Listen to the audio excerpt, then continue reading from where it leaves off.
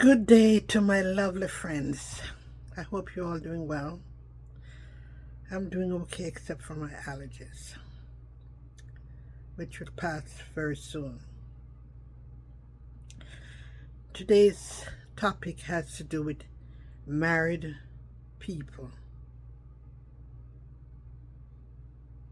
and their attributes towards each other. Um, I was brought up by my grandmother and her husband. Now, as a child, I know the house is built on a 3 acres lot of land. And I could remember as a child, there was 6 hill of yams that was planted at a certain section on the farm. And nobody's to touch that. They dig that up by December because it's only for Christmas presents. So there were 6 of them.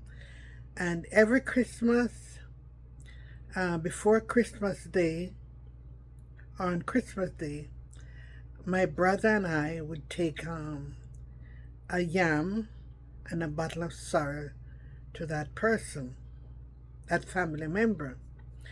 And as a child, I liked to do that because when I take the yam and a bottle of sorrel wine, I usually get like a shilling or a 6 pence. You get some greater cake, Christmas cake. You get lots of little stuff.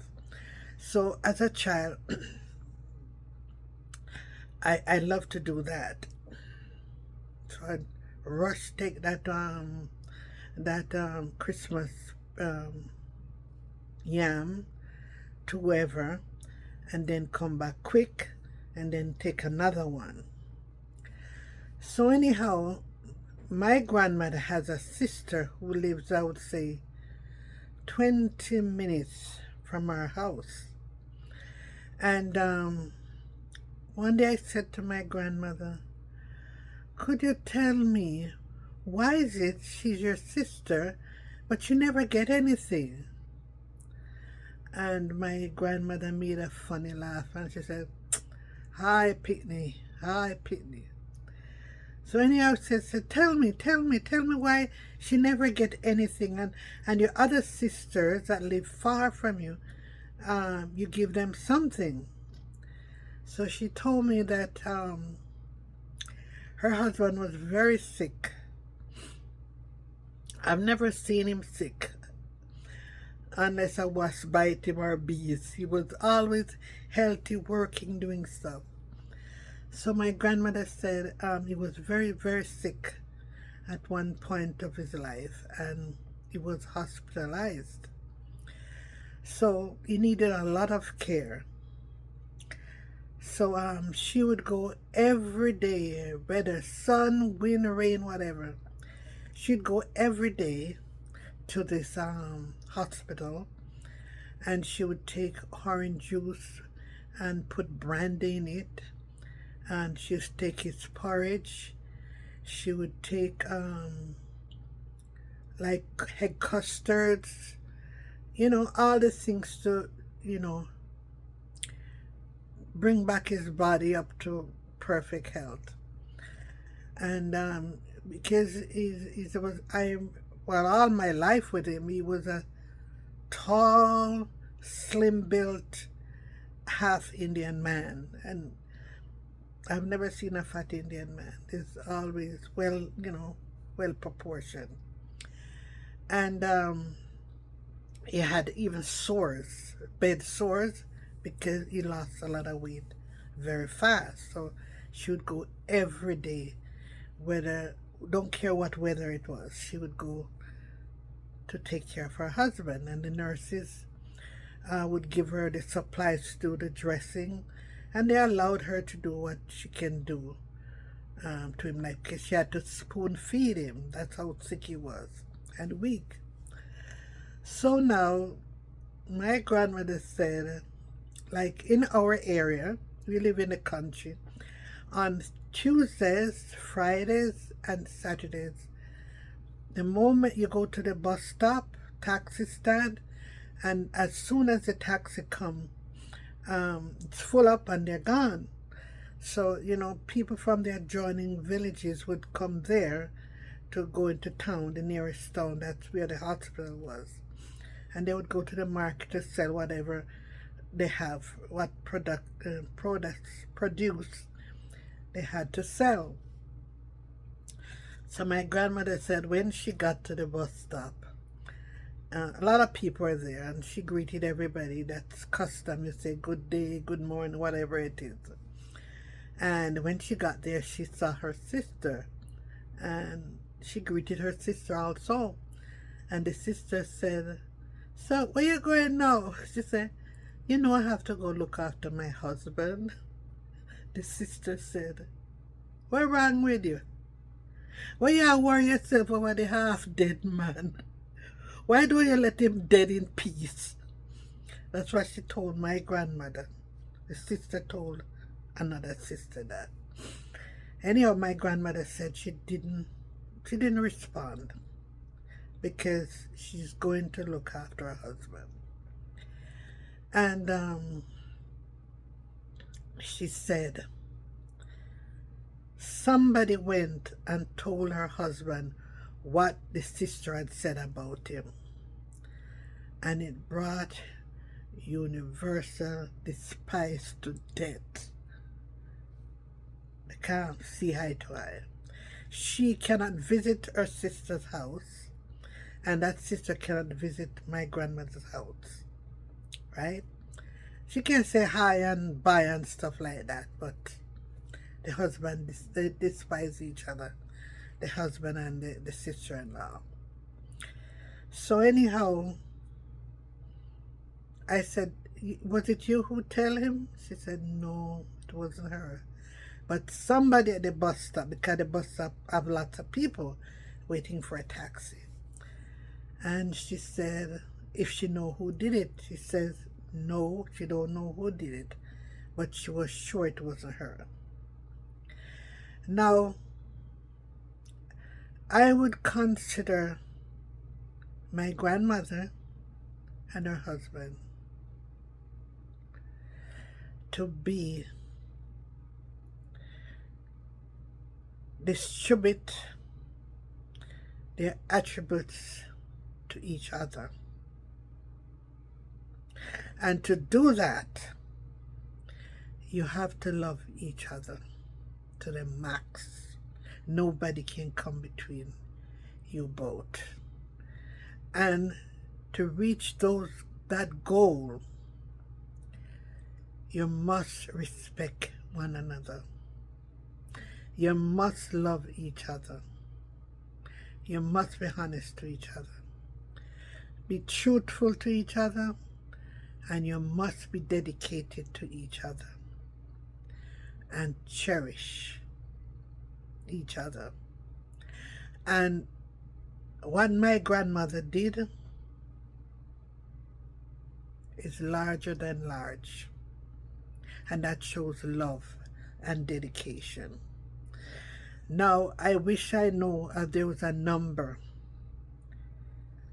if there are people still like that nowadays. One lady, briefly, she had her husband, he was up and about, and her husband fell off the house top, and he became paralyzed from the waist down. He couldn't work anymore. And that lady, she says, I loved him more.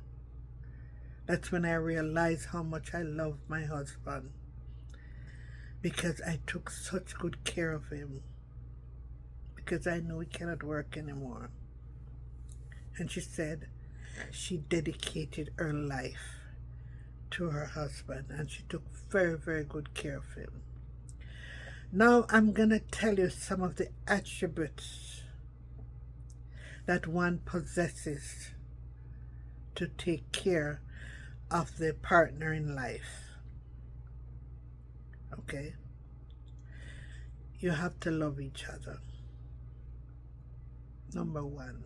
Let no one come between you and him. If anything happen and he end up with one nose, one eye, or got burned or anything, if you don't love him, you're not going to stay with him.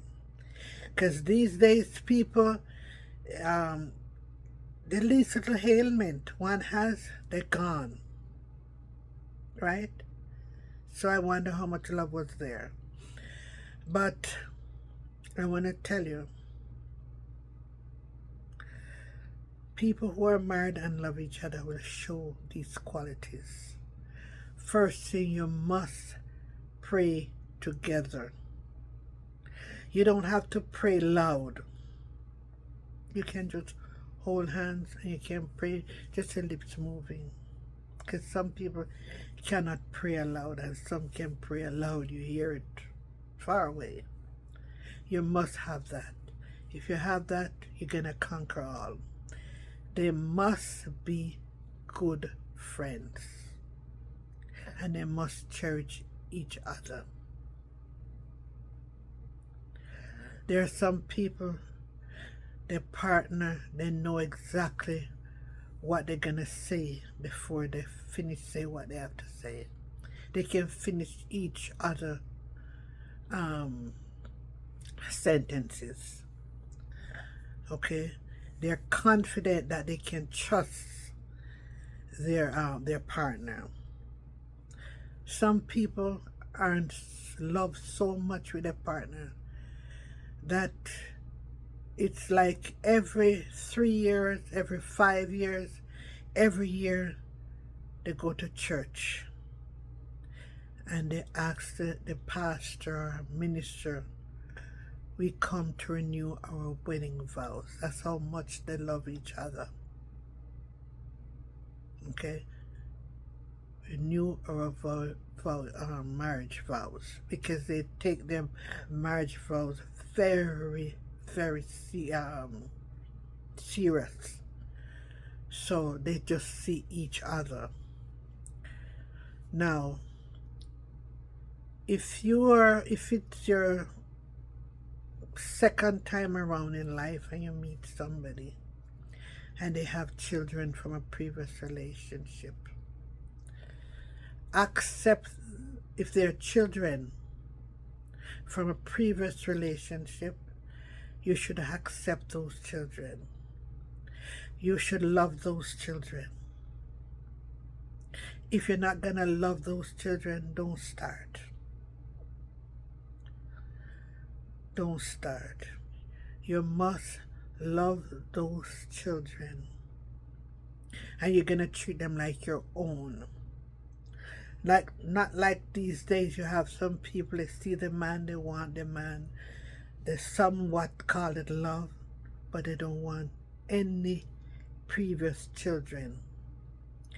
And if you end up in a relationship with a man or woman who will not accept your children from a relationship before, and they know that you have those children,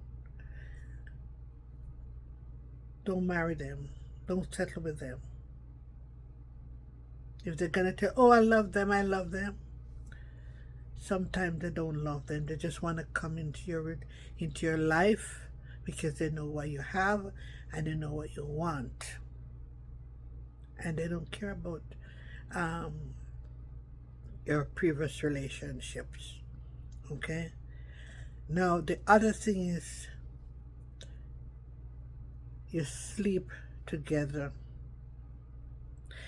If for any reason there's some kind of teeth and tongue after meat, don't sleep head and tail.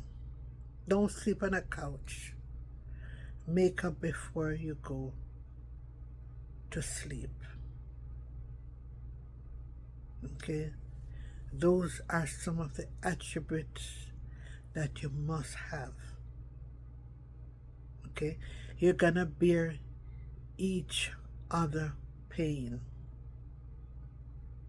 What I mean, if the stove burn you, you're gonna feel like you got burned too. You're gonna stop doing what you have to do and attend to that person. Okay? I mean your mate, your partner. You should go for long walks. Long walks while the husband is on the outside of the road or the street, the wife is on the inner side, or your partner. Go for long walks, holding hands. Talk about anything. Okay? Now, if you have a partner, a wife or whatever, and there's a will to be made because of what you have gotten throughout before a previous relation or this one, the new one with this person, make sure if there are children, the children will get something. Make sure the will is made that the husband will get something or the wife will get something. Okay? I know this woman, her husband died Wednesday. He was married before. He had 3 children. And the husband got sick and he passed on a Wednesday. Thursday morning, the wife went to the bank and took out every penny and put it in her account. And she gave the children nothing. Okay? Nothing. Now, I'm saying it's the husband's or the wife's fault why it goes like that. These are things that should be agreed upon. People are supposed to have wills. Okay? But make the will so each person can benefit from the wills or the wills. Also, life insurance. A lot of time, there's no life insurance. The outside kids get nothing. Everything goes to the husband or wife, and the kids get nothing. That's not right. If you're going to involve yourself with a person and they don't see your family, they don't see your children, then don't get involved. Do not. And everything should be done together. It's not going to work. So you're not good partners. Your work pension, that should be included. If the partner used to work or did contribute to the pension plan. You have to remember each child or children birthdays, right? Those are immediate family. You never leave them out. You must know when it's your wife birthdays, your husband birthdays, preparation if you're into making a big party or just going out, or just some people are not very fussy, but at least that shows how important your partner and you're together. Profess your love. I don't say every day, but occasionally. And the way you act around them, you don't even have to mention it. They know that there's love there. And that's why you do it. If you have say you have your children and you notice your children need a little help, either on the wife's side or the husband's side, you can say, well, this person needs a little push, and you agreed upon it, and you put together and you help that person. My daughter is married, for instance, and I live alone with my son, and I had a washing machine that was giving a lot of problem. And one day I was there,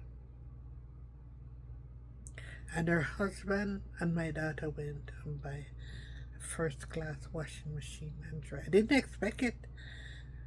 I didn't beg them, but they see that I need a new washing machine, and they brought it.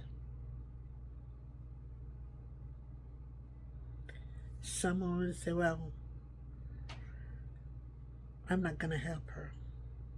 I didn't ask, but they see.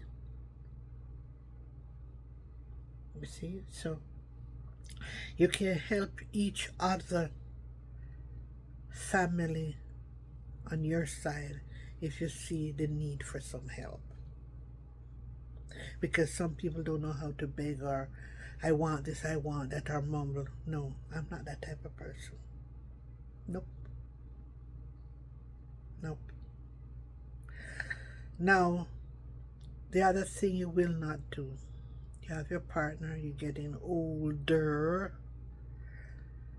you're not gonna body shame them. You're not gonna humiliate them. Never. Because you're getting there. You can go for your walks, you can go to gyms, so many things you can do to shape up your body and not be condemned by your partner. It's the same heart, same lungs, same kidney, just maybe the outer appearance happens, and you're not going to let anybody feel less, because you know the goodness of that person, and that person knows. Excuse me.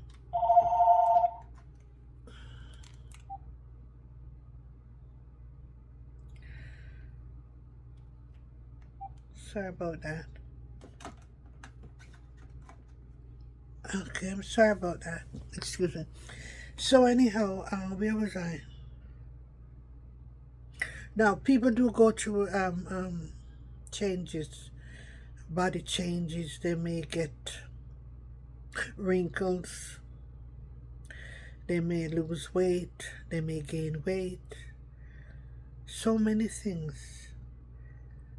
You're not gonna body shame nobody. Okay?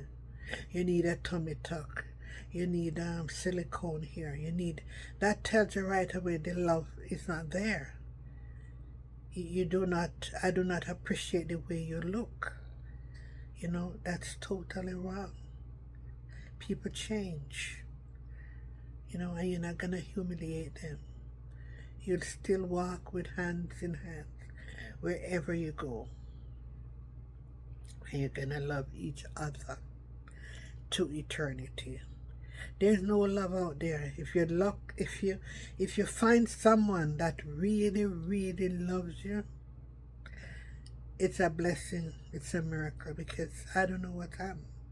Everybody just wants to grab and go and looking for somebody who would just after them for what they have. You know, and this is what's causing a lot of failed relationship, because they don't know what they have. Now, you have a partner, it's both of you. If you have to make any major transaction in life, like I want a smaller house, I want a bigger house, I want to help my grandkids to go to university or college, or any way you can help them. You want to buy a car, talk over it and do it together. You're not gonna come in with what's that fancy car named Tesla? No, you don't do that. He says we need a car. You decide what car we need, how much you can spend. You don't do things single-handedly. You do it with your partner. A lot of people doing crazy things these days and breaking up relationships because they one going east, one going west. In a sense, so make sure you discuss everything. When you're a partner, you have to have good attributes to offer each other, and that will work. If you have children out of wedlock that nobody knew about, don't talk about it later on, years after. Then there's no trust there. They wonder, what else is he hiding? What else is she hiding? You know, those cause a lot of mistrust in people these days. So you have to keep it up, respect each other, be truthful, and cherish each other's cherish each other and respect each other. No lies, no surprises. There are no surprises in life anymore. It's called lie, deceit. And you want too much people have too many problems out there. High blood pressure, heart disease, crazy, because of things hidden. Put all the cards on the table right up front. Okay? Don't come with them. One, you hear about this year, next year you know about another thing the year, and it doesn't work. I've spoken to a lot of people, and it's the dishonesty in the relationship that's caused a lot of problems. So please, you have to be nice to each other. You're gonna wash your wife's car, or both of you wash the car together. You're gonna check the oil. You're gonna you're gonna warm it up in the winter. Those are the things you do for your mate that you love.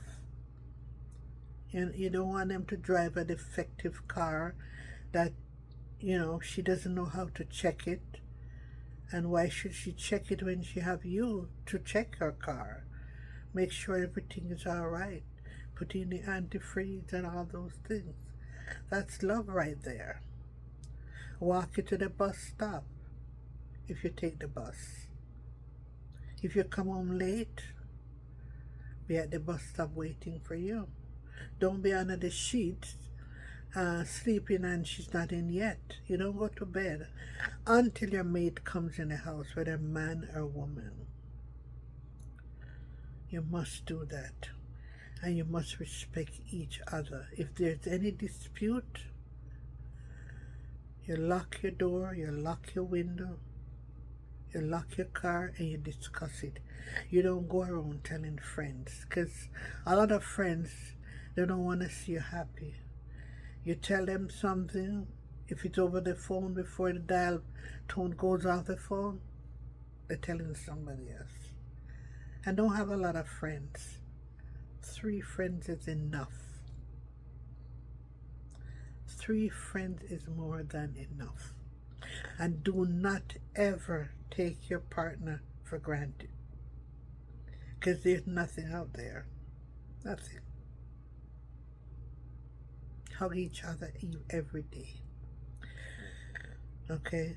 And also compliment your mate, your partner. If the cook said the dinner was lovely, it was salty, too sweet, but, you know, compliment them. It was a good supper, I enjoyed. People like to hear, you know, get compliment on whatever they're doing, because whatever they're doing is, you know, for your partner. So you're gonna compliment them on the meals, compliment on the way they dress. I like that skirt, or I like that shoes, or I like that pants, stuff like that. You know, don't make them go out through the door and they don't look well. They don't look, you know, very good. They're not dressed properly. That doesn't match this, you know. You need to do that. Let every day, 365 days, your partner will be your Valentine. not just on February 14th. Every day is Valentine for your partner. And you have a sense of humor. Must have a sense of humor. I have a great one. You have to know me, right? Always have a partner with a sense of humor. All right? Love bomb them all the time. You don't even have to call him. If her name was Mary, you don't have to call Mary every day, Mary. You gotta have a name for your partner. Like, for instance, if her name is Mary, you could call her, I don't know. I can't figure. Maybe you could call her Cherry Blossom. Don't bother with babes and honey and sugar and things. Something rare. But she or he knows exactly it's referring to him or her. Okay? Now, buy stuff for your partner. You go out and you see a shirt or a pants, you go right back to the closet and you say, this will match this will match that. And clothes that you won't want anymore, give it away to some charity. So you look nice and new all the time. You buy a shirt for him, you can buy shoes for him or her. You could dress alike.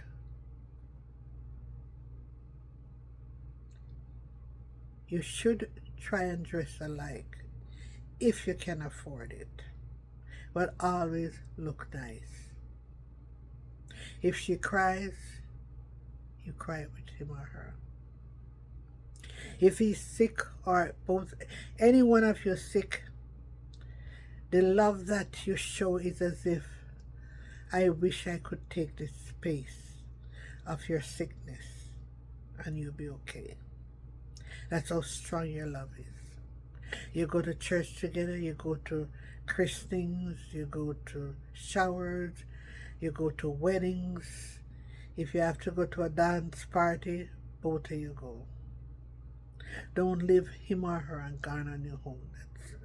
That's not right. You could even arrange that you die together, or one is coming right after the other. That's a strange kind of love, but I know it happens. That's how love extends to the limits. They can't live without each other. And those are the things. You do things together. You work in the garden together. When I say work in the garden together, do things around the house or the apartment, is to be together with each other. If you have to hang clothes out in the summer, both of you hang the clothes. Both of you fold the clothes. One wash the dishes, one rinsing the dishes.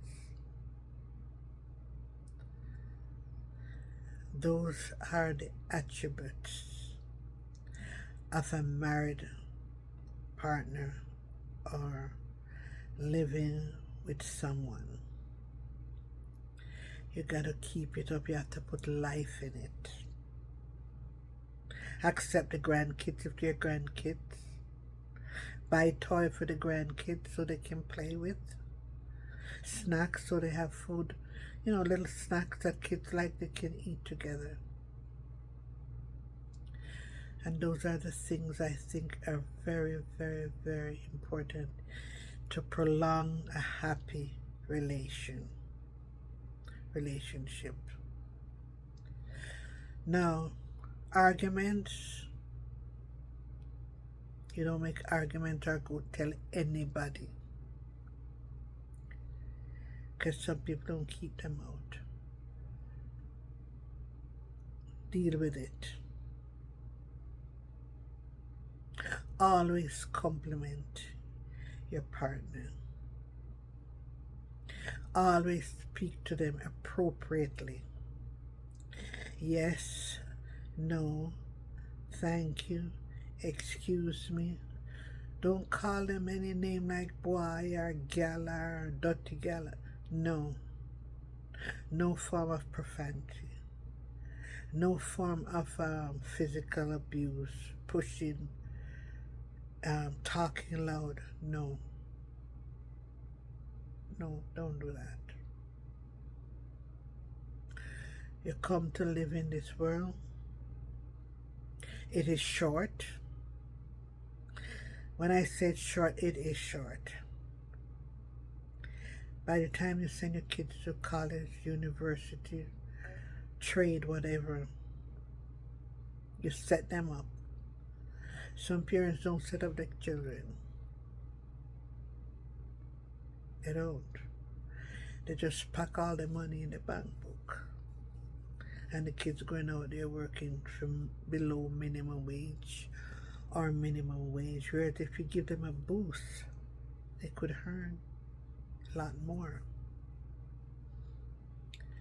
So, you know, these are things you need to discuss with your partner, with your wife, whoever it is, before you jump into something that's hard to get out of without complications. You know, so you're gonna try it and make things work. Help your children. Help your relatives if you can help them. Don't deprive yourself, but help a little.